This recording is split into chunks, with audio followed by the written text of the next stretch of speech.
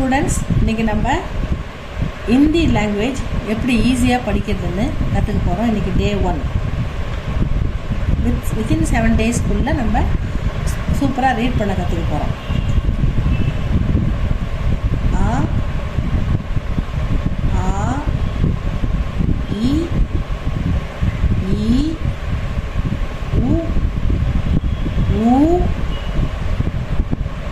ரி ஏ ஐ ஓ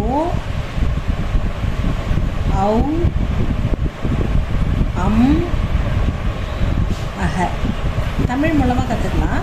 ஆ ஆ இ ஈ உ ஊ ரி ஏ ஐ ஓ ஔ அம் அஹ.